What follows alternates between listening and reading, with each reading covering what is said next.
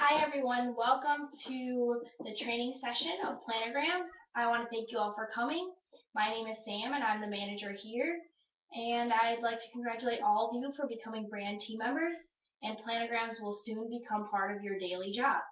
So let's get started.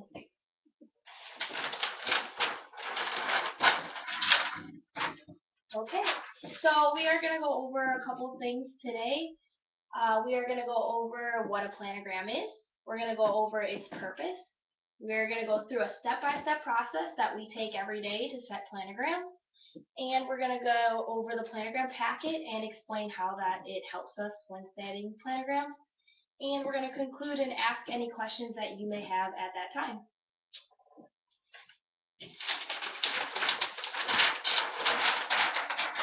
Alright, so what is a planogram?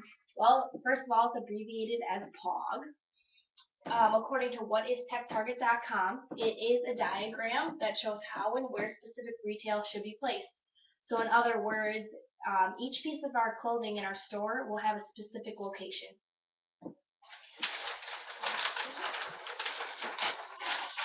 Alright, and what is the purpose of a POG? Well, according to the Oxford Dictionary, that the purpose of a POG is to maximize sales.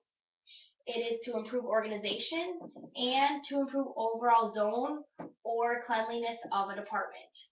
If we didn't have any POGs, none of our clothing would have specific location, so we wouldn't know where anything is, and it would be all disorganized. So it is a good thing that our store does have POGs, so we can keep our store nice and clean for all of our guests.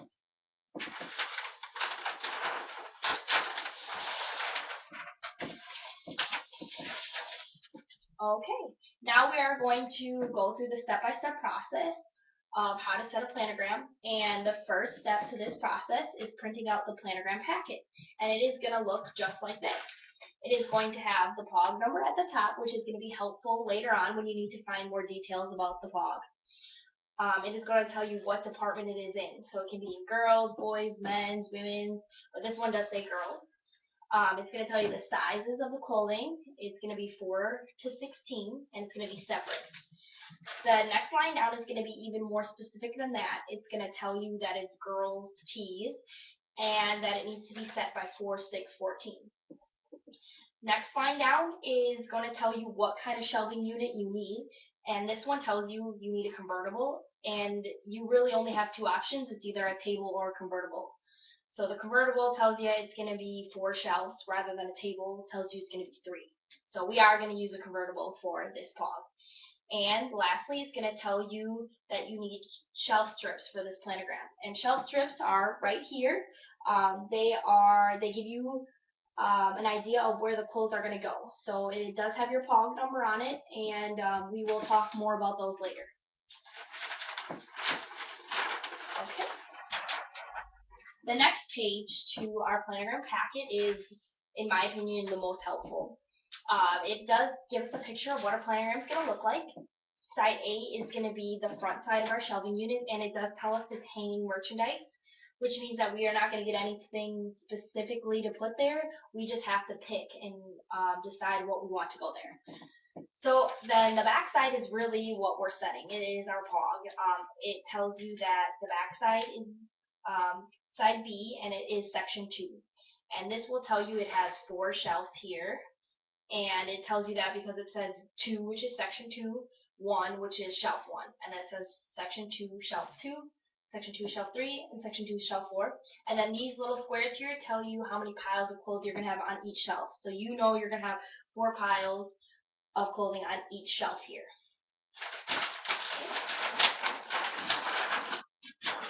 Okay, and then our last page of the planogram packet is our line listing, and here it says section 1 with just a line here because we don't have any specific product to put there. It's just whatever we choose to put.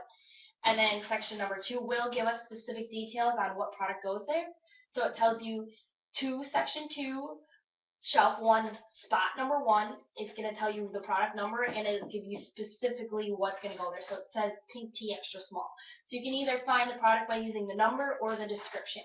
And then it will go on to tell you that section 2, shelf 1, spot number 2 is going to be the blue tea, and section 2, spot 1, section spot number 3 is going to be yellow tea. And then lastly, section 2, shelf 1, spot number 4 is going to be green tea. And then it will continue to go on to tell you what's going to go on each shelf there.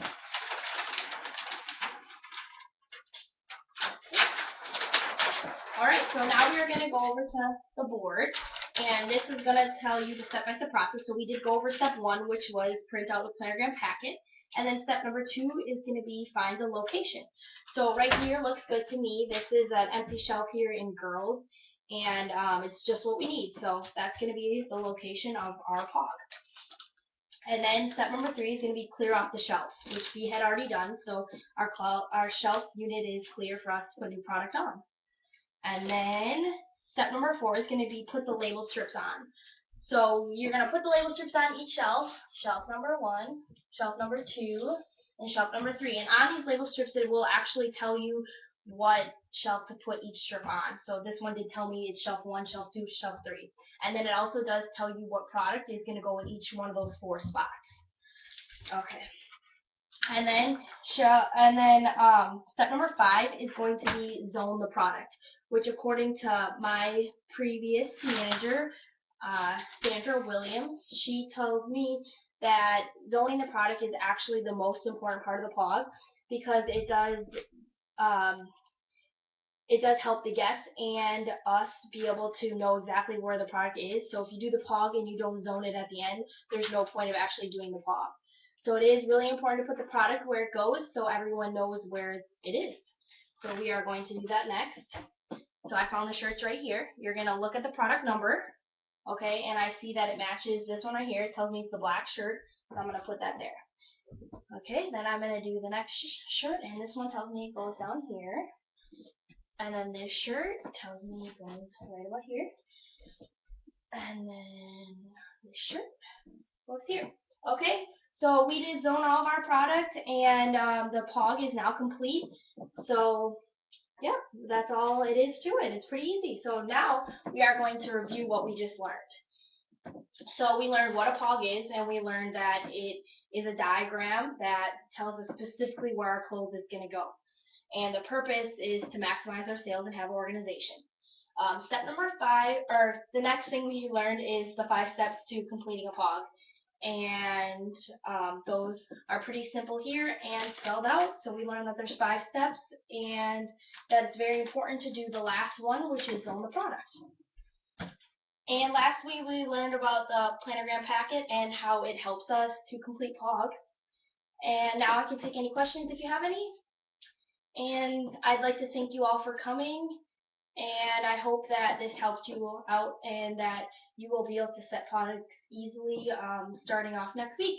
So thanks for coming.